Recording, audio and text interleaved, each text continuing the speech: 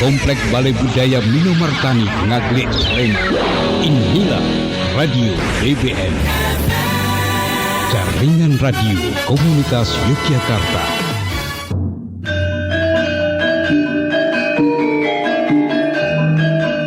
Radio Komunitas Balai Budaya Minomartani, Muti Sastro, Ngelaluri Mekaring Budoyo. Radio Komunitas Balai Budaya Minomartani, Radio Budaya, Radio Warga, Radio Kita Bersama.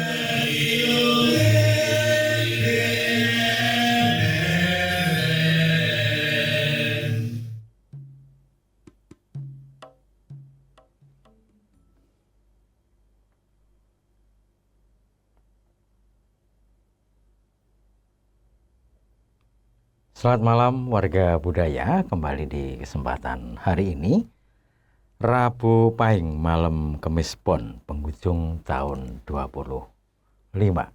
Di kesempatan malam hari ini kami beserta seluruh kru yang bertugas mengucapkan selamat tahun baru 2026.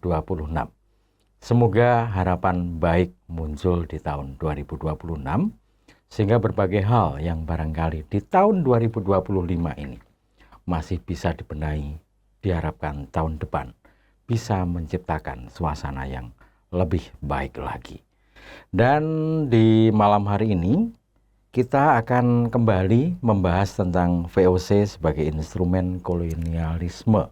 Telah hadir di studio beliau Dr. Andes Ibnu Subianto AKT. Sungdalu Pak Ibnu. Sungdalu. Demikian juga sebagai penanggap di malam hari ini telah hadir Bapak Mas Duki Atamami. Selamat malam Pak Duki. Selamat malam Mas Andi. Dan ketika kemarin kita sudah bersama membahas bagaimana kemudian saat itu ketika kondisi akhir setelah bapaknya meninggal, lalu kemudian putra mahkota sebelum jumeneng sebagai Amangkurat II saat itu kan sedemikian gundah gulana. Nah, sebenarnya kondisi kegundah gulanaan ini apakah memang dikarenakan kondisi yang seperti apa sehingga sampai bingung menghadapi situasi yang terjadi, Pak Ibnu? Jadi intinya, putra mahkota itu ketika di Kajenar bertemu dengan ayahnya itu sudah ditawari. Hari kowe mulya neng Baliyo, bukan Mulya, Baliyo. Rebutan negaramu. Artinya disuruh diperintah kembali. Tapi dia bilang, aku wis sang lenggono sama nang lenggono sudah tidak mampu untuk menjalankan misi itu. Itu. Nah, setelah menjawab itu, jawaban itu, Mangkurat I itu langsung nunjuk adiknya, Pangeran Puger. Dan saudara-saudaranya Singosari dan patihnya juga diajak. Patihnya waktu itu siapa ya, lupa. Nah, itu diperintah Singosari, Martopuro, kemudian patihnya Martoloyo. Bukan Martoloyo. Nah, ini bertahan di Jenar mempersiapkan untuk kembali itu. Sementara Mangkurat I berangkat ke barat. Nah, tapi ini sebetulnya adiknya yang Singosari itu sebenarnya sudah curiga dengan putra mahkota ini gitu loh. Nah, oleh karena itu adiknya yang ragil, yang masih usia belasan tahun,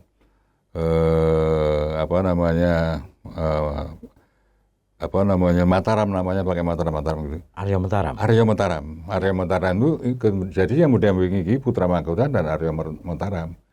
Jadi Arya Mataram itu menjadi saksi, meskipun itu masih remaja lah.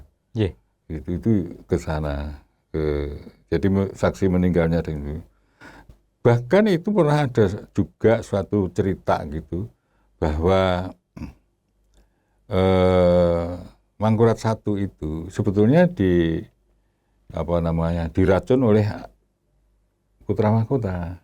Cuman ada argumen untuk apa? Wong ini sudah mau meninggal dunia, kenapa harus dipercepat gitu? Ya. Nah, ini ada seperti itu, tapi ini isu yang muncul dan menjadi wacana di dalam penulis-penulis sejarah. Nah, dari situ kita harus melihat bahwa sebetulnya Mangkurat I itu putra mahkota itu sebenarnya sudah dalam ketidakberdayaan gitu loh. Jadi ketika habis dimakamkan ya, lalu nah ini kelihatan sekali di Babat itu ditembak ada loh Pak. Cerita mengenai masalah bagaimana frustasinya dia. Ya, dan mungkin ini Ngelokro ya, dari ngelokro. Bisa kita lihat ini di pupuh 132. Ya. J. Dandanggulo. Di Dandanggulo Mas. J. Di sing ahli nembang jenengan. Ingkang kantun aneng tirta rukmi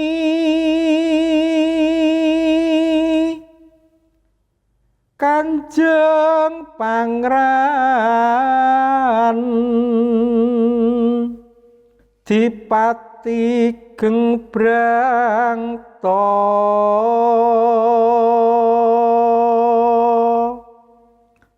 tanpa dahar lawan sare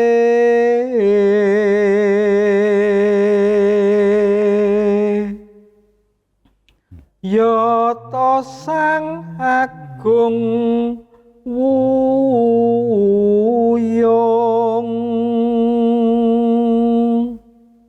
sesarean neng masjid alih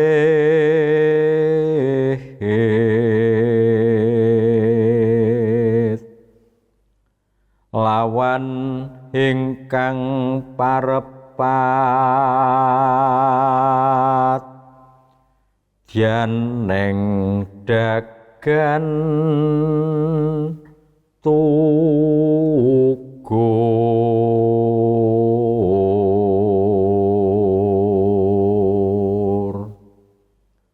sarya mateki padha tugur narpa putra sare tan saregeng brangti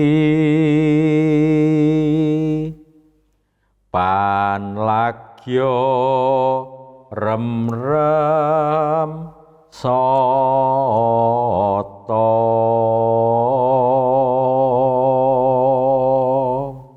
Nah ini menarik ini Pak Ibnu ketika kita mencoba mengupas ini. Ini di sini disebutkan dian neng dagan tugur sarya meteki podo tugur. Nah ini mateki. Ya.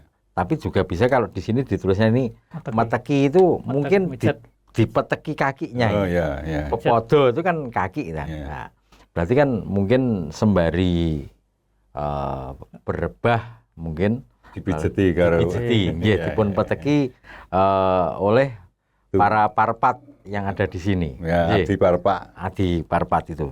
Nah, ini dari sini apakah kemudian sedikit banyak kita kemudian bisa mengkilas ketika tadi disampaikan oleh Pak Ibnu betapa kemudian dalam kondisi yang barangkali saat itu entah seperti apa yang harus dilakukan sehingga sampai kemudian memutuskan untuk berdiam diri. Apakah ini kalau di sini disebutkan lalu kemudian menerima wahyuning kaprajan. Nah, ya. Sebenarnya dalam konteks ini seperti apa, Pak Ibnu? Jadi sebetulnya kalau ini jadi kalau cerita yang ini itu kan cerita ketika dia itu yang kemarin minggu lalu kan saya bilang dia itu stres itu ya. Ya, stres itu lalu di para abdi kapara itu pada ngerubung dan wong lemu banget toh, Pak. Karena orangnya gendut itu. Jadi Kapolra itu kan mijeti. Ning dia itu cuma tiduran. Bingung, Pak. Cuman bingung, tidak tahu apa yang harus dikerjakan. Ya. Nah, dia tidur itu kan menunjukkan bahwa dia mau lepas tanggung jawab atau gimana. Karena sebelumnya waktu di Kejenaran tadi saya ceritakan bahwa dia tidak berani untuk berkonfrontasi. Menanggung tanggung jawab terhadap kewajibannya sebagai seorang anak tertua loh, Pak. Sebagai putra mahkota yang mempunyai kewajiban untuk merebut kembali Mataram. Iya, nggak berani. Jadi sebetulnya wong bingung, Pak. Wong bingung. Nah, lalu habis itu kan diceritakan tiba-tiba dia Jumeneng Noto. Di situ disebutkan habis itu. Lalu ada Ndaru dan sebagainya. Kalau Wahyu ini kan cerita yang di karang-karang bisa saja terjadi, Pak. Ini sastra politik loh, ingat, Pak. Tapi yang jelas itu yang bisa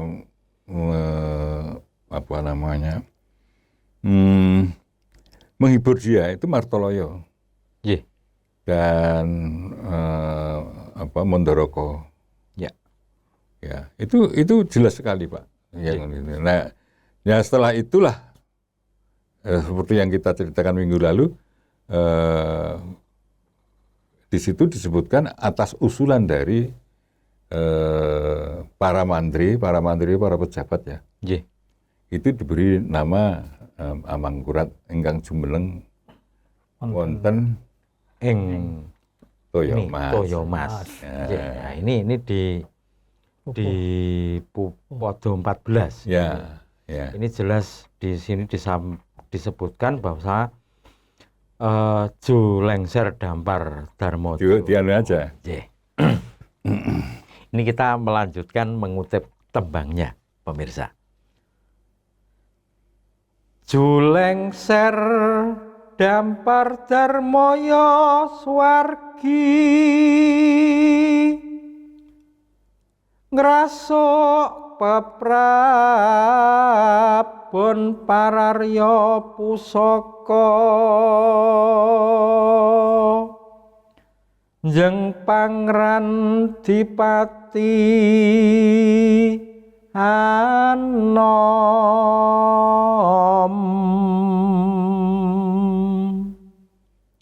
nulya jumeneng ratu mupakating punggawa mantri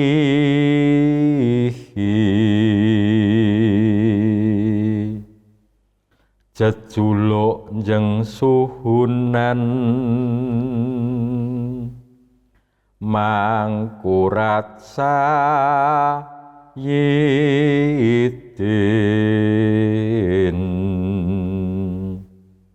Dul Rahman Panoto Gomo Kalipatullah Senopati ing ajurit jumeneng neng Toyo Mas. Nah, ini berarti memang jumenengan itu dilakukan di Toyo Mas, ya, Pak. Kalau ini masalah jumeneng di Toyo Mas itu kan pada waktu dia dianggap menerima wahyu, itu di Toyo Mas tadi. Ya. Yang rumahnya namanya Tirto Rukmi. Ya. Dia merasa bahwa jumenengannya itu di situ. Tapi upacaranya nggak ada. Gitu loh. Belum ada upacaranya itu. Lalu ada kesepakatan dengan para mantri, para pembesar kerajaan diberi nama itu. Ya. Nah, setelah jumeneng itu minta bantuan pada VOC. Yang kemarin kita sampaikan sampaikan ketika Wong Jodipati itu tadi. Ya, Lah jumenengane kan jadi pati tadi sing jumenengke kan wong VOC, Pak. Ya. Gitu loh. Kan nggak ada upacaranya. Kalau upacaranya model Keraton Mataraman mesti ada senior yang menanggung. Sopo sing wani runtik lan ora setuju. Nggih. Ingsun sing bakal ndandaki. Lah sapa iki sing ndandaki? Enggak ada, Pak. Sing ndandaki VOC. Nah, ini Tapi mungkin gini, karena itu di pelarian, jadi jumenengan di pelarian mungkin bisa dimaklumi, nggak pakai upacara, nggak pakai itu. Kalau seperti di keraton kan mesti pakai persiapan. dimaklumi sih dimaklumi. Iya, di pelarian, jadi nggak ada upacara. Makanya kan bukan masalah, ini kan masalahnya kan Sunan yang tidak punya istana. Ya karena di pelarian. Ya. Iya. Nang paran itu nggak mungkin kita. Nah, akhirnya kan jadinya seperti itu, sehingga ketika ingin mendapatkan ya, bantuan dan kerjasama, nanti menandatangani perjanjian itu, tidak mungkin kalau dia tidak dikepiakni dulu, Pak. Ya, karena sebagaimana yang kemarin sempat kita bahas juga, Pak. Tanda tangan. Ya, bahwasanya VOC hanya akan melakukan perjanjian dengan seorang penguasa. Ya. Nah, sehingga dengan demikian memang jumenengan ini mutlak dilakukan dulu sebelum kemudian terikat perjanjian dengan VOC. Dan itu pun di Jeporo. Di Jeporo. Tempat kedudukan VOC. Perjanjian Jeporo. Ya, makanya namanya ada perjanjian Jeporo. Nah, tapi ini, Pak, sebetulnya yang lebih konkret, yang lebih kita harus cermati. Ya. Kenapa VOC itu kok dengan mudah, wong itu urung dadi raja dhek gelem tanda tangan gitu. Nah, ini hal yang menarik, Pak. Ya. Jadi ketika misalnya tadi disampaikan, ketika itu setelah Jumeneng, bahkan ketika perjanjian Jepara itu sendiri kemudian ditandatangani oleh Sunan Amangkurat ketika itu bersama dengan Gubernur Jenderal John Mackers ketika itu. John Mackers. Nah, apakah kemudian Sunan Amangkurat II sendiri dalam hal ini, Pak Ibnu, itu memang benar-benar kemudian tadi ketika disampaikan nuhoni dawuh untuk melanjutkan kerjasama yang tadi sempat kemarin dulu kita bahas, meneruskan amanat dari Amangkurat I, ataukah memang kemudian kondisi yang memaksa sedemikian rupa sehingga Sunan Amangkurat sendiri memang kemudian harus merapat ke VOC? Karena memang dia tidak mampu, Pak, untuk menghimpun tentara seperti Pangeran Puger. Ya. Kan nggak gampang juga, Pak. Dia butuh waktu berbulan-bulan juga akhirnya untuk bisa mengusir tentara pendudukan di Mataram itu. Ya. Nggak gampang. Jadi sebetulnya itu dalam situasi bingung wis terusir arep ndadaki dhewe. Mboten wonten. Urung karuan iso. Dia yakin ning kepengin dadi raja lah iki anake ngono. Zaman saiki ya akeh sing ngono to, Mas. Ora tidak mampu ya. Ora mampu ya, tapi piye carane wong-wong dibeksa kok supaya dadi. Gitu loh. Ya. Semua direkayasa bisa aja terjadi kok. Lah wong MK iso direkayasa. Modalmu apa ya toh? Lah dulu tuh juga gitu. Lah tukang rekayasanya itu sajane VOC, Pak. Berarti kan dalam hal ini, Pak Ibnu, kalau misalnya kita melihat ini adalah satu yang menarik. Ketika VOC sendiri menyanggupi kerjasama dengan Sunan Amangkurat II. Ya. Di satu pihak ada perjuangan Pangeran Puger yang lagi merintis untuk merebut kembali Mataram. Ya. Di Jawa Timur juga ada kekuatan Trunojoyo yang sedemikian besar juga. Nah, apakah VOC memang kemudian sengaja memanfaatkan kepentingan ini biar mereka tumbuh sendiri-sendiri dan VOC sendiri bisa berada di sini, dan di sini, semacam itu, Pak Ibnu? Begini, Pak. Ini kan yang merekayasa upacara. Ya. upacaranya apa namanya Jumenengan itu neng Pekalongan itu Ya. kan juga VOC. Ya. Janjane sing pinter merekayasa secara politis. Itu kan VOC, Pak. Nggih. Itu kan pedagang. Ya. Ya kan? Jangan-jangan di Republik itu ya pedagang, Ya. Pak. Oligarki itu ya. Ah, ya, Terserah. Namanya iya toh. Sama. Ini, permainan itu ya orang yang punya duit tadi. Ya dan itu VOC. Nah, VOC kita itu namanya entah naga 11, naga 12 atau apa kita nggak tahu. Tapi ada permainan seperti itu toh. Nah, tapi lebih subtil lagi, kita tuh harus tahu kenapa VOC yang punya kepentingan. Sajane ya. Misalnya Jawa terpecah dari 3 tadi, 3 kubu tadi. Apa sih masalahnya bukan VOC? Nggak ada, Pak. VOC nggak punya masalah Nggak apa-apa. punya masalah, udah iso nekan salam, malah beneran loh 3 kekuatan. Sehingga bisa masing-masing diseplit kekuatannya. Iya. Cuma punya kepentingan. Nah, Ya. VOC. Nah, sekarang pertanyaannya kepentingannya itu apa? Nah, begini, Pak. Jadi perdagangan rempah-rempah itu luar biasa itu di abad 15-16, Pak. Abad ini akeh. Ya.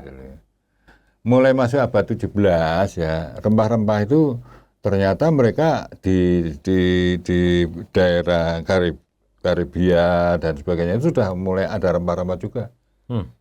Jadi ada persaingan, Pak. Jadi rempah-rempah itu tidak anu banget. Karena lada itu di daerah Amerika Tengah itu banyak gitu. Nah, ketika Columbus sudah bisa mendarat di Karibia dan akhirnya perdagangan itu terjadi, berarti rempah-rempah itu sudah pasarnya sudah Semakin banyak semakin yang tersebar. berjualan rempah. Ya, oke. Nah, tetapi ini ketika orang-orang Eropa itu banyak yang pergi ke luar negeri, membentuk koloni-koloni di Amerika dan sebagainya. Koloni di Amerika itu mulainya kan juga abad 16, Pak. Ya. Nah, ketika mulai di sana itu kan banyak mulai orang kaya baru, Pak. Lah, selera konsumsinya itu sudah berubah juga, Pak. Seperti zaman sekarang ya. Dulu tidak ada komputer, sekarang ada gadget yang bisa istimewa itu. Selera masyarakat berubah. Kan? Dan kebiasaan masyarakat berubah. Nah, dulu itu kebutuhan akan kopi, teh itu barang mewah, Pak. Dan yang berhasil itu orang Cina. Nah, orang Cina produser aja, tapi yang main orang Inggris. Nah, VOC-nya Inggris ya itu luar biasa dari perdagangan teh. Nah, jadi VOC itu sudah melihat bagaimana Jawa ini diubah menjadi perkebunan. Karena perkebunan kopi ya itu di tanah Jawa ini dimulai di abad 17. Ya abad 18. 1706, 17 itu mulai pada menanam. Jadi ini ada perubahan-perubahan kebutuhan bahwa VOC itu dulu dagangnya itu hanya memonopoli pala, dari pedagang-pedagang lokal ya. Sekarang dia sudah beralih, Pak. Karena petani-petani itu, orang-orang pribumi itu juga harus diajari berkebun. Kebun teh, kebun ini dan sebagainya. Nah, disinilah, Pak. VOC itu membutuhkan kawasan yang lebih luas. Jadi monopolinya itu dengan penguasaan laut sudah harus berubah kepada kolonisasi. Karena pada akhirnya di Batavia itu, di Batavia itu kan sudah kolonisasi, Pak. Tapi hanya parsial. Nah, ternyata, Pak, mulai abad 16, Pak, ketika VOC sudah bangun Batavia itu, yang datang di sana di Batavia itu paling banyak malah imigran Cina. Mereka membuat berkebun untuk kebutuhannya orang-orang VOC, misalnya buat gula, nanam sayuran. ya macam-macam itu kedelai dan sebagainya. Dan kebutuhan mereka sendiri, Pak. Iya. Makanya kita pernah di podcast kita 4 bulan yang 4 lalu. bulan yang lalu. Kita kan pernah cerita yang ngajarin masyarakat Ya. nanam tanaman-tanaman asal Cina. Itu ya para imigran Cina yang masuk ke Jawa. Iya. Gitu loh. Nah, berarti dalam hal ini Pak Ibnu, sebenarnya ada yang menarik. Dan mungkin ini perlu juga kita bahas, Pak Ibnu. VOC sendiri sebagai sebuah korporasi dagang. Nah, kemudian muncul kolonialisme, muncul imperialisme. Nah, sebenarnya batasan, lalu kemudian dari kolonialisme, kemudian menjadi satu bentuk imperialisme, sampai kemudian bisa memonopoli produk dagang. Sebenarnya VOC sendiri saat itu batasan wewenangannya sampai seperti apa, Pak? Batasan luas sekali, Pak. Dianggap negara, Pak, itu. Sebuah pemerintahan sendiri. Jadi gini, Pak, kita harus tahu juga ya.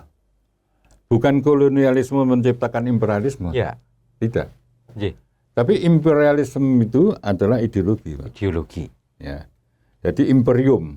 Imperium. Iya. Jadi penguasaan atas imperium, membangun imperium. Nah, ini pun juga didasarkan pada perkembangan kapitalisme. Jadi kapitalisme itu menciptakan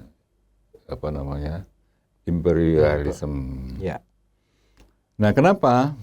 Ya, kapitalisme itu kan faktor-faktor produksi ciptaan manusia, tuh, Mas. Iya. Bukan tanah, bukan air. Tapi ini kan sebetulnya kan kapital itu ciptaan manusia. Ciptaan manusia. Salah satu ciri khas dari kapitalisme atau kapital itu tidak boleh berhenti tumbuh. Harus tumbuh. Harus tumbuh. Itu filsafatnya kapitalisme itu di situ. Yeah. Gitu loh. Nah, ini cuman bedane ning kene, Pak. Ning Jawa iki wong duwe kapital iki mandek, Pak. Dikene ning isor bantal, Pak. Ya kan? Kalau di sana enggak. Dibengke. Jadi mereka paham, jadi ideologi tuh, Pak. Yeah. Pahamnya itu kapital itu harus tumbuh, tidak boleh berhenti. Wong awake dhewe duwe duit kuwi luwih becik nggo jajan, Pak, timbangan ditabung nggo bisnis. Lebih biasa kita kan gitu tuh. Yeah. Lah, ini saatnya kita bahas kenapa bedanya orang subtropis dan orang tropis. Tropis. Itu mempunyai karakter yang beda. Nah, inilah ya, Mas, yang menyebabkan akhirnya kapitalisme itu, ya, imperialisme itu mempunyai pendekatan macam-macam, caranya macam-macam. Cara yang pertama adalah misalnya membentuk perdagangan monopoli yang unfair trading, itu monopoli. Ya. Nah, kemudian bisa juga kolonialisme, ya. Yeah. Dan lain-lain sebagainya, itu metode-metode atau teknik-teknik yang berkembang di situ, Mas. Lah ini di VOC itu pada proses pertumbuhan kapitalisme di situ, Mas. Gitu loh. Yeah. Berarti kan praktek unfair trading sendiri, kalau misalnya kita melihat dari era itu kan, Pak Ibnu, sampai kemudian sekarang kan berarti hal semacam ini memang menjadi salah satu landasan para kaum kapitalis itu sendiri dalam mengembangkan. Betul, Mas. Loh, sekarang begini aja di Indonesia ini. Yeah. Ya. Apakah kaum VOC zaman sekarang ini itu fair di dalam berdagang? Ayo wes. Iya kan? Kita lihat aja. Wes ngeduk kekayaan alam, ya. Yeah. Pajaknya ora dibayar. Nah. Yeah. VOC era Engko yang ditakoni lho ki ora mbok bayar, lali. Kalian enak banget, Pak. Ya kan? Iya. Nah, berarti kan dari semacam ini sebenarnya, Pak Ibnu, kalau kita kembali ke kondisi saat itu, Pak Ibnu. Yang menarik adalah ketika koloni ini harus ditumbuhkan, berarti kan harus merangsek masuk ke pedalaman. Nah, dalam hal ini sebagai seorang gubernur jenderal Johan Maeskar sendiri, ketika itu apakah begitu Spellman menyampaikan, wah ini berarti kita harus demikian mendukung kerjasama ini dengan Sunan Amangkurat II? Bukan, sudah diperintah sama Heron 17. Malah dari Heron 17 langsung. Sudah. Karena ini kan perubahan perubahan dari permintaan dunia ya. Ya. Perdagangan global pada waktu itu kan sudah mulai berubah. Sehingga ini tinggal menyelesaikan, loh kalau kasus ini, ini beneran gitu loh. Nah sekarang bagaimana kalau misalnya itu tadi terpecah dari 3, dari alternatifnya tadi, ini bendon kuasa di DW, ini menghadapi masalah-masalah terus Pak, 3 ini VOC menghadapi 3 kubu toh Pak. 3 kubu, ya.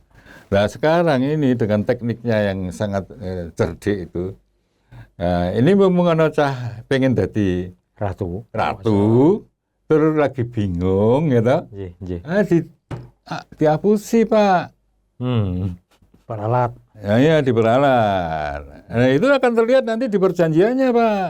Nah ini mungkin kita bisa melihat bagaimana kemudian perjanjian Jepara yang saat itu sempat dibuat antara VOC dengan Mataram. Monggo ini bisa ditayangkan dari isi perjanjian Jepara.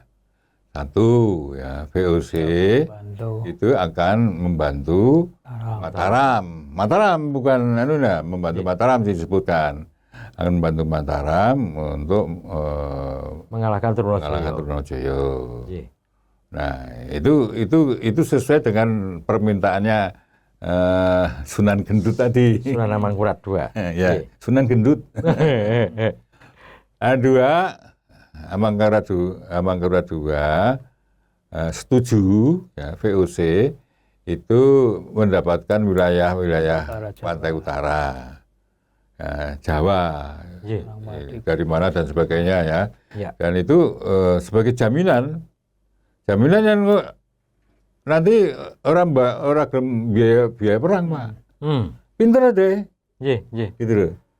Nah, ketiga itu semua biaya perang itu ditanggung oleh Mangkurat II, ya. Sebagai pihak yang meminta bantuan kepada VOC. Nah, ini 3 itu, ini sebetulnya nantinya masih akan dirinci loh setelah perang selesai. Berarti kan ini baru pasal-pasal besarnya. Termasuk mungkin juga barangkali belum pajak itu loh.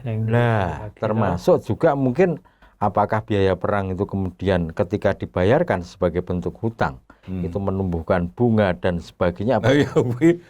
Ayo riba ya mesti dihitung Pak sama mereka. Ayo dihapusi tenan Pak. Dihapusi. Lagi cah pengen dadi raja. Aku ingin jadi raja ya wis taprangane ning iki ya nggo aku ya.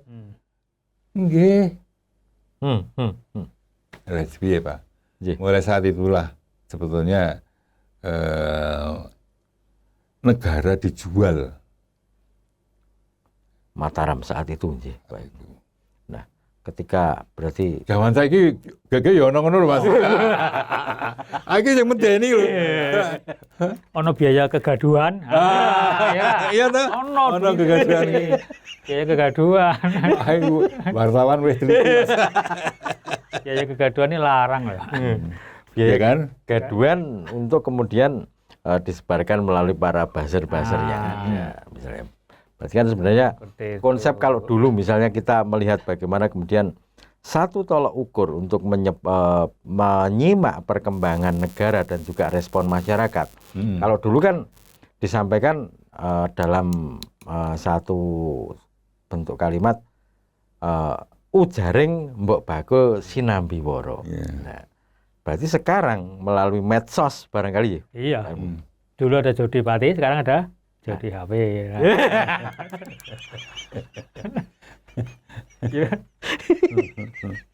Nah, sampean lho ngomong lho. Dan ini yang menariknya lagi, Pak Ibnu, ketika kita menyimak kondisi itu berarti kan imbas dari perkembangan ketika tadi koloni terjadi, kemudian muncul kelas-kelas sosial masyarakat baru, Pak Ibnu. Sebagaimana ketika itu Mataram kan juga ibaratnya memasuki satu bentuk periode baru. Ya. Ketika kemudian terikat perjanjian dengan VOC, apakah bentuk beragam perjanjian yang tadi sempat kita lihat 3 pasal besarnya tadi, itu juga kemudian menjadikan kondisi perubahan sosial di masyarakat Mataram sendiri? Ya dengan sendirinya, Pak. Dengan sendirinya, karena ini tata kelola pemerintahnya pun juga berubah, Pak. Nanti berubah nantinya. Ya. Nantinya berubah. Jadi ini kondisi sosial nantinya akan berubah setelah tanda tanganan di penandatanganan di Jeporo tadi. Gitu loh. Jadi ini Sunan Gendut ini, Pak. Itu digoyang-goyang digoneng neng anu lho, Pak.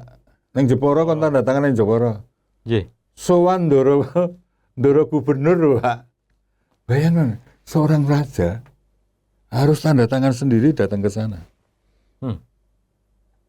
Gubernur, Pak. Nggih. Ini di mata para adipati dan para bupati itu sudah menimbulkan persoalan yang Anda tanyakan tadi. Ya. Dengan pakaian itu toh, pakaian sing. Apalagi nganggo pakaian apa namanya amral lagi. Ya. Sunan Gemoy itu, Sunan Ya. Gendut. Itu sudah menimbulkan ini Raja Kuki Randi Wibowo. Nggih. Gitu. Karena ada para adipati, para tumenggung itu yang tidak setuju Dengan isi perjanjian menika, Pak Ibnu. Termasuk juga minta bantuan pada Belanda saja nggak VOC. setuju. Minta bantuan pada VOC ini nggak setuju, apalagi dengan perjanjian itu, Pak. Nggih, Karena yang nyonggo dari perjanjian itu kan para bupati. para bupati kemudian mengerahkan rakyat. Iya.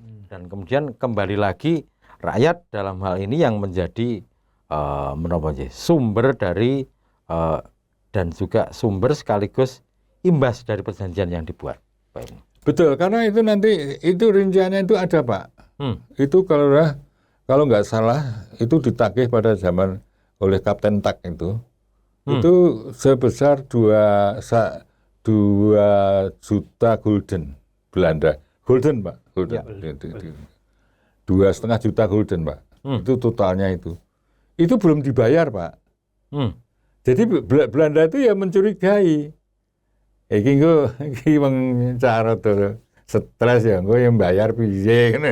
Nah, makanya mereka penguasaan wilayah, Pak. Iya. Dan akhirnya itu nanti yang lepas itu daerah Kerawang dan daerah apa namanya Pasundan. Dan itu memang ditarget betul karena memang pegunungan di sana itu sangat bagus untuk teh. Potensial perkebunan. Potensial perkebunan kopi. Gitu. Nggih. Makanya, Mas, kalau kita lihat ya, itu tadi sejak abad 18 ya, sejak itu lepas benar itu ketika Pakubuwono, Pak. Pakubuwono I. Pakubuwono I. Itu lepas tahun 1706. Nggih. Itu lepas. Nah, di Priangan, kemudian Kerawang, Cirebon itu lepas, Pak. Nggih. Diserahkan pada VOC. Dan penguasa di sana lebih seneng sama VOC, Pak. Nah, makanya, Mas, coba Anda perhatikan ya. Nggih. Di daerah-daerah Jawa Barat di sana itu. Ada tuan-tuan tanah di sana yang punya 15 hektar, 20 hektar itu biasa, Pak. Sehingga banyak perusahaan-perusahaan yang beli hari ini ya, yang bisa beli borong tanah di sana untuk pabrik-pabrik di sana, karena itu sisa-sisa regulasi yang diatur sejak zaman Belanda. Bukan hanya zaman Belanda, Pak. Semua aturan ini zaman Londo, Pak. Daerah Purwakarta itu. Tapi di sana itu terjadinya ya sejak abad 17. Sehingga abad 17 yang membuka lahan 20 hektar itu gampang, Pak. Nggih. Beda dengan Jogja. Jogja itu mana ada. Jawa Tengah aja, mana ada orang yang punya tanah puluhan hektar, nggak ada Pak. Dan itu diakui oleh VOC. Makanya struktur pertanahan makanya orang udah ribut masalah tanah lagi, udah cermat Pak. Karena ini setiap wilayah-wilayah itu dulu sejak historisnya zaman Belanda itu memang beda-beda. Makanya di Jogja itu tanah ini mungkin duitnya orang wong duit 5 hektar ini suka banget Pak. Dal gendu Pak. Gitu. Tapi kalau di Jawa Barat enggak. Jawa Tengah aja rata-rata orang punya 2 hektar itu sudah bagus sekali. Gitu loh Pak. Ya. Nah ini sejarah historis masalah pertanahan itu beda banget. Jadi historis tumbuhnya perkebunan lalu sawah di Kerawang yang demikian luas itu mulainya itu awal abad 17. Sudah dalam administrasi pemerintah Belanda. Dalam administrasi pemerintah. VOC. Nah, itu berbedanya di situ. Nah, berarti kan dengan demikian Pak Ibnu, ketika sempat muncul misalnya tadi disampaikan yang jelas wilayah barat yang tadinya menjadi bagian dari kekuasaan Mataram lalu kemudian lepas dan kemudian dalam pengelolaan VOC dan ternyata dari model kolonialisme yang ditumbuhkan ternyata penguasa-penguasa di sana pun lebih senang dalam kendali VOC misalnya. Betul Pak. Nah itu kenapa Pak Ibnu? Karena Mataram emang dijalui duit Pak. Tapi di bawah kendalinya VOC itu karena mereka alatnya VOC maka mereka diberikan kelebihan gitu loh. Makanya bupati-bupati yang di daerah Jawa Barat itu ya selalu mesti ada nama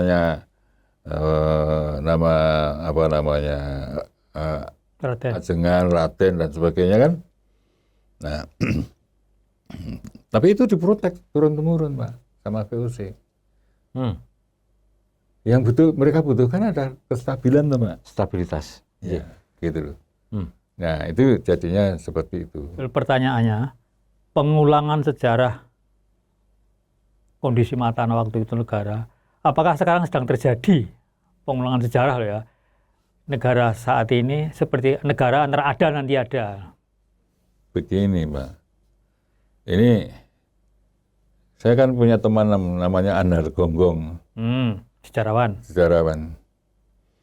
Dia tuh ngomongin jelas, bukan masalah apa ya, itu kepercayaan loh. Bukan pengulangan. Dia bilang bahwa nanti kejadian-kejadian itu akan berulang dengan pemain baru, pemain beda. Tapi pengulangan itu polanya itu akan terjadi. Jadi kalau sekarang ada ribut-ribut masalah ekspor mineral yang kayak begitu, ya itu kan kalau sekarang lebih banyak dibuat misterinya.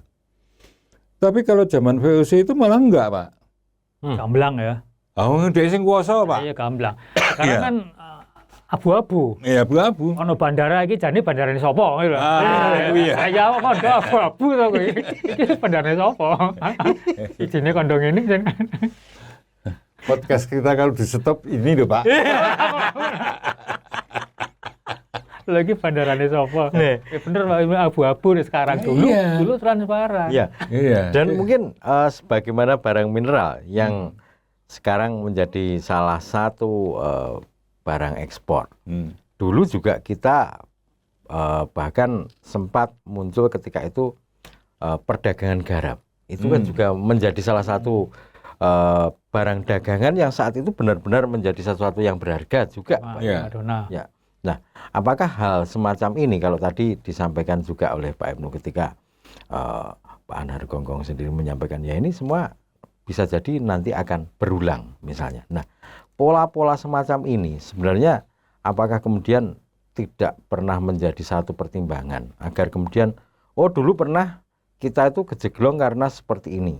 Nah, apakah langkah ke depan misalnya sebaiknya ini kemudian kita pertimbangkan ulang, ataukah justru malah ini sama sekali tidak pernah digunakan semacam sebagai koco benggolo begitu Pak Ibnu? Begini Mas. Nggih. Karakternya menungso itu Mas. Nggih. Misalnya gini aja. Ini ada suatu daerah dibangun adalah pintra, banyak terjadi di Indonesia ini. Ada suatu daerah, bupatinya ini pinter Pak. Bahkan ada juga di wali kotanya itu pinter, banyak itu.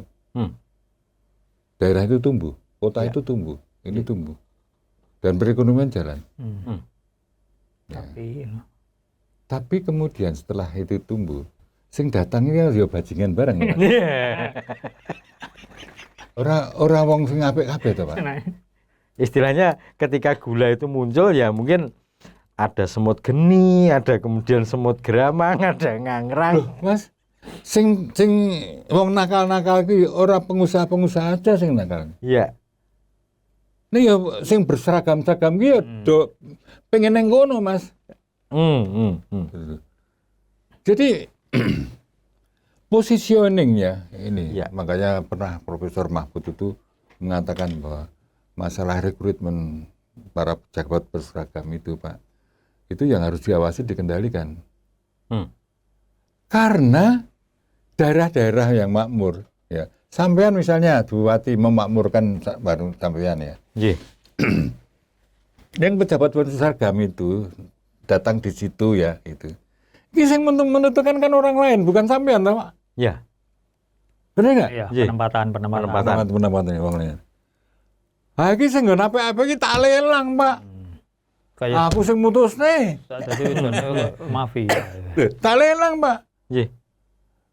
Kowe pengen menggon kono bayar semene, pengen ning kono tak bayar semene. Daerahne kene ada Pak tarif-tarif kayak begitu itu mengerikan, Pak. Nggih. Ya. Ya. Lah, sekarang Mas, ya. Sing ono ning Republik, Pak. Republik zaman sekarang. Yang dhisik kuwi pentarifan kuwi zaman itu pejabat-pejabat VOC-nya. Jangan yang dituduh sing koruptor itu para pejabat pribumi. Enggak, Mas, orang-orang VOC-nya, Mas. Sehingga sampai VOC bangkrut. Bangkrut. Karena di situ. Kan saya juga baca media sosial itu mengatakan bahwa raja-raja iki berontak dan sebagainya rasanya. Lah wong sing kurang ajar iki wong VOC ini, Pak. Gitu. Jadi pejabat-pejabat pribumi itu, Pak, misalnya arep dadi adipati. Kan dulu sultannya itu kan misalnya menjenengan Kagungan Putra. Sebenarnya sudah sepuh mengundurkan diri, ada istilahnya itu apa namanya, putrane diangkat gitu ini. Ya. Yang bayar yang VOC ini, Pak. Iya. Itu. Sing orang yang di daerah Swapraja. Ya kan? Ya. Gitu. Kan Bupati Purworejo Butawi ora daerah Swapraja. Bayar ora, Pak? Bayar, Pak. Jadi perkara suap menyuap itu sing ngajari sapa, Pak? Wong-wong VOC. Ingat lho, Pak. Pejabat-pejabat VOC itu, bule-bule itu direkrut ya. Bukan dari sistem birokrasi yang baik juga loh, Pak. Karena pegawai-pegawai VOC dulu itu tidak selalu wong nondo loh, Pak. Ada orang Scott, ada orang salah satu gubernurnya itu malah orang kelahiran Ambon, Pak. Ada itu. Itu. Sudah nama. Ya. Sudah nama enggak, belum. Tapi ini loh, Pak. Itu kebanyakan yang makanya kan namanya misalnya Nicholas Harting. Ya, Harting. Itu bukan orang Belanda loh, Pak. Harting itu bukan nama Belanda. Orang Belgia. Gitu loh. Ya. Tendles orang mana? Inggris. Ya. Bukan, Perancis, Pak. Perancis, nggih, Perancis. Jadi pejabat-pejabat itu dari berbagai etnis di Eropa, awake dhewe ngertine wong Londo. Gitu loh. Ya. Kita itu nggak cermat melihat masalah. Londo Jerman. Gitu loh. Ya. Jadi sebetulnya mereka kan juga pencari kerja, Pak. Ye. Lah, mereka korup. Lah sing ngajari korupsi bangsa Indonesia siapa, Pak? Ya dari VOC inilah. Tadi kan pertanyaannya Mas Andi, kenapa gitu? Ya. Kita tidak belajar Dari kejadian. Jawabannya gampang. Pripun? Podcast kita Pak Ibnu kan dari dosen Lemhanas. Ini materi Lemhanas. Nah, orang ono nang materi Lemhanas. Coba dibuka, orang ono materi Lemhanas. Nggak ada. Nggak ada itu di Lemhanas materinya nggak ada. Nah, berarti kan sebenarnya kalau kita berkaca dari yang saat itu VOC sendiri sebagai sebuah korporasi dagang, tentunya sebagai pedagang VOC kan nggak mau rugi, Pak Ibnu. Makanya ada ngapusi tenanan, Pak. Ngapusi tenanan. Sisan. Jadi ketika dia ada beberapa alternatif dia itu harus melihat, Pak. Bantu Mangkurat 2 itu keuntungannya paling besar, Mas. Ye. Sudah dihitung sama mereka kalkulasinya. Dan bahkan ya Spelman sendiri, dia membuat laporan, Pak, bahwa keputusan itu sudah akan memakmurkan sumber pendapatan bagi VOC 20 tahun ke depan, Pak. Berarti kan ibaratnya rancangan yang dibuat ini 20 tahun ke depan sudah akan bisa menjamin VOC. Iya, karena ngewangi perang Trunajaya itu, Pak. Ye. Mereka sudah berhitung 20 tahun ke depan. Iya, Pak. Jadi memang sebetulnya bangsa kita itu orang mikir, pokoknya aku kudu dadi. Aku dadi presiden, aku dadi wakil presiden, kudu. Ning ora mikir negara iki piye. Yang penting dadi. Sing penting dadi. Nggih. Pengen dadi bupati, gubernur. Sing penting aku dadi. Carane piye ora peduli. Bar kuwi apa sing dilakukan kepada rakyat, ya ora jelas. Iya kan? Ya. Gitu. Makanya rakyat itu menderita karena negara kita itu dikelola dengan cara seperti ini. Misalnya, ya contohnya banjir melanda di mana-mana. Ya. Sekarang para pimpinan daerahnya itu udah iso apa ya? Berarti kan logikanya ketika sebagai seorang penguasa gitu Pak Ibu. Sebagai seorang penguasa paham kenapa kemudian saat itu rela kemudian menyerahkan pesisir utara Jawa misalnya. Nah, demikian juga sekarang misalnya ada beberapa kawasan pesisir ini yang kemudian tumbuh misalnya. Tumbuh tiba-tiba muncul ini menjadi kepunyaan siapa, ini menjadi kepunyaan siapa. Apakah berarti kan hal ini sebenarnya sama dengan dulu Pak Ibnu? Ya, saiki iki emang melu-melu dhisik, Mas. Sono contone apa? Mulai. Dulu kita beberapa kali podcast kita. Ya. Iso lungguh ning ra iso enggak. Kuwi tuku pas. Saiki iki terjadi. Pak Ibnu ngomong, "Kok semen dadi?" Iya. Sampeyan mbuh ya. Aku berarti kan tanam-tanam itu wong bodoh to kowe. Iya. Ya wis. Ya. Kalau orang pinter kon pilkada ya, kon ngetone duit pegah, Pak. Lho berarti kalah kok. Nggih. Wong dia mau ngabdi kok. Mau ngabdi kok kudu ngentokne. Kok malah sucul. Iya.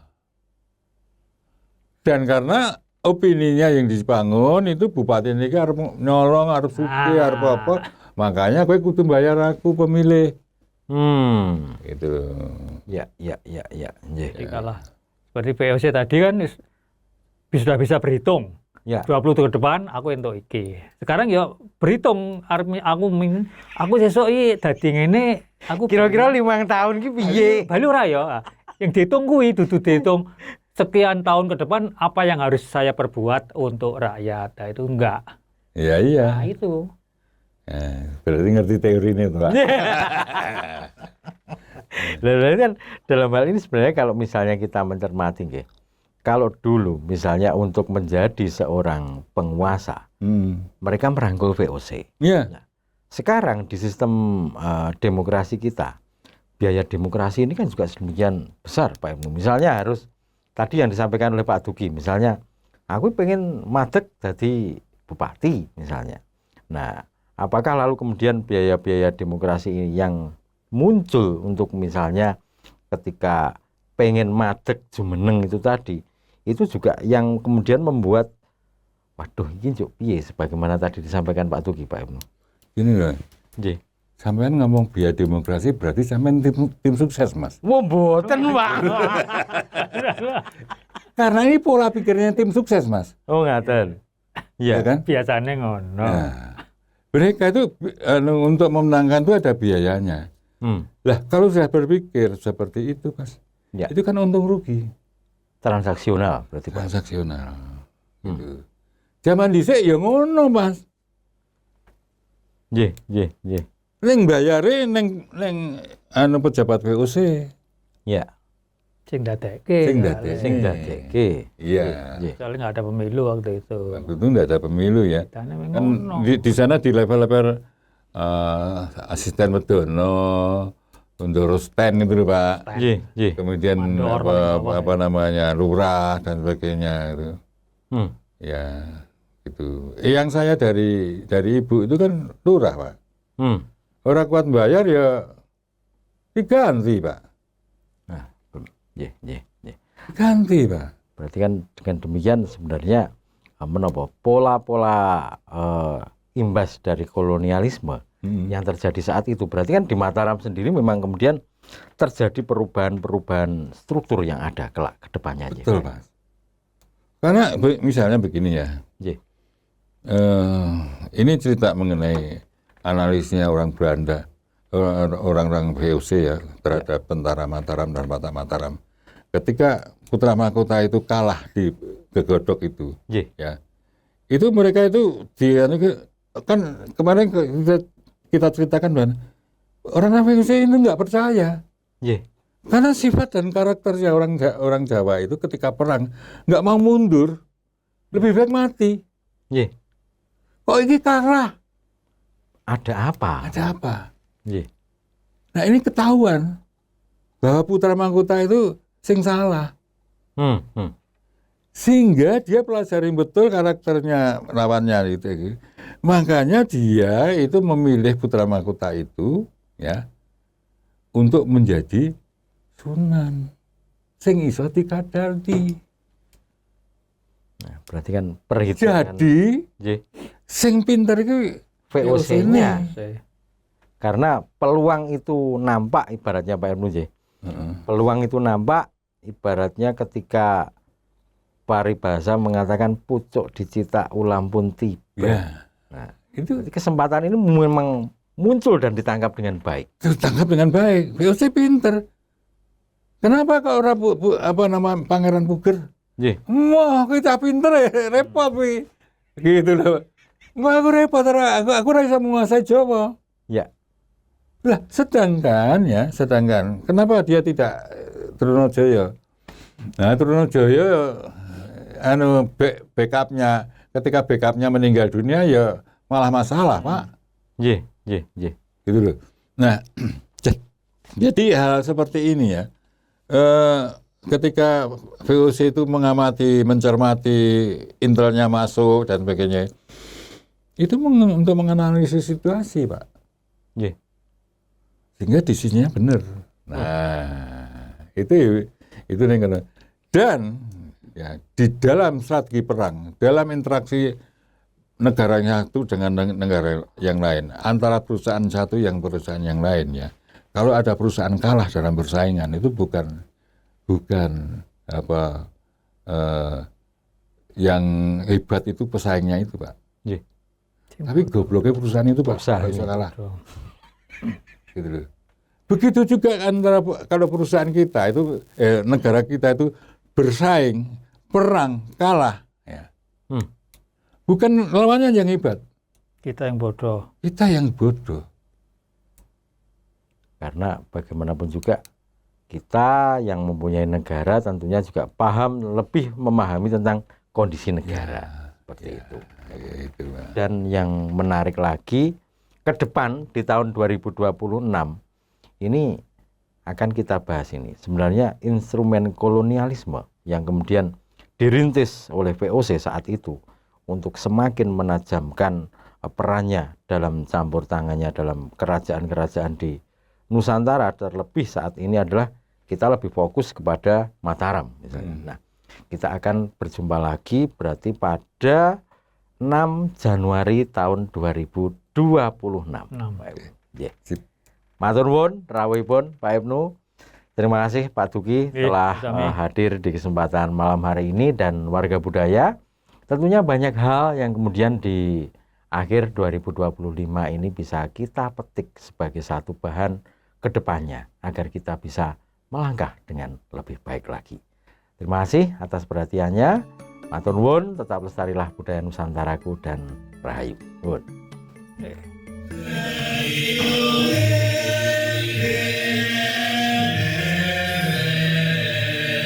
Terima kasih. Anda sedang mendengarkan Radio Komunitas BBM FM 107,7 MHz.